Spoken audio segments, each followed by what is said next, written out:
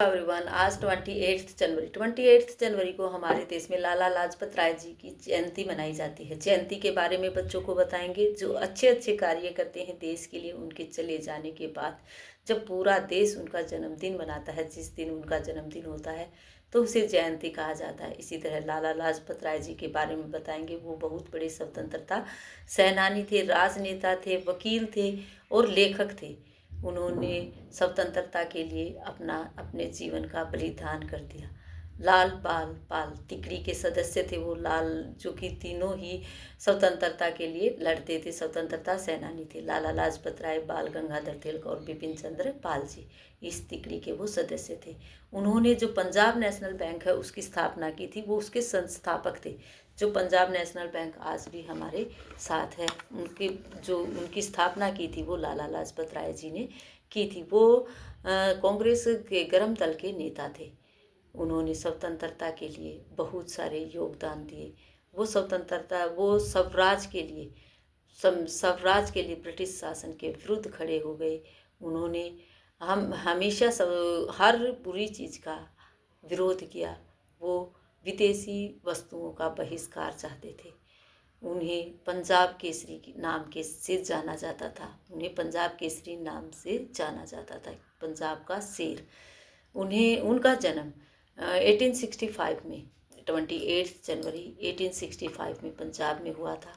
उनको जब lathi charge, Simon commission का लाठीचार्ज हुआ अक्टूबर में 1928 में, तब उनको लाठीचार्ज में वो इतने घायल हो गए और 17 नवंबर 1928 में वो स्वर्ग सिधार गए। इतना घायल हो गए थे वो लाठीचार्ज में कि फिर से ठीक नहीं हो पाए और वो अपने जख्मों से जूझते रहे। और 17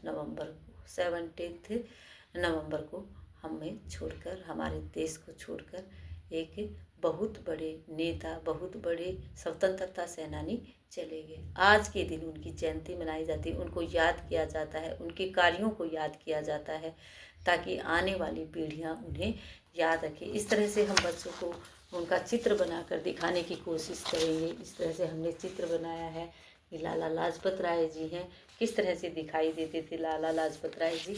आज हम बच्चों को डेट एंड डे बताने के बाद वर्क करवाएंगे, जिसमें बच्चों को हम इस तरह से टॉफीज़ का चित्र बनाकर उन चित्र के अंदर हम बच्चों को व्यंजन लिखवाएंगे। स्वर और व्यंजन के बारे में बच्चों को बताएंगे। जो ऐसे हैं वो स्वर होते हैं और उसके बाद जो कैसे शुरू होते हैं वो व्यंजन होते हैं। इस तरह से हम टॉफीज़ के चित्र बनाएंगे ताकि बच्चे खुश होकर इसके अंदर लिख सकें। अलग अलग चित्र बनाने से उन चित्रों के अंदर बच्चे खुशी खुशी लिखते हैं। इसमें से हम डिक्टेशन बोलेंगे, श्रुत लेख बोलेंगे बच्चों को, जिसमें बच्चे सुनकर लिखेंगे। जैसे हमने बोला प से पतंग, तो इसके अंदर बच्चा पतंग लिखेगा।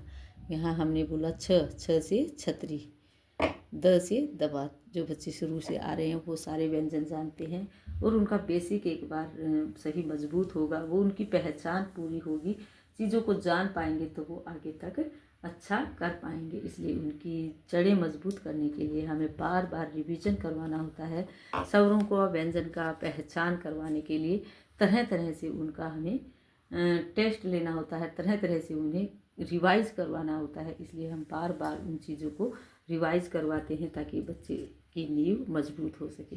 इस तरह बच्चे टॉफीज़ के अंदर व्यंजन लिखेंगे। आज का वर्क यहीं रहेगा। Thank you, have a nice day.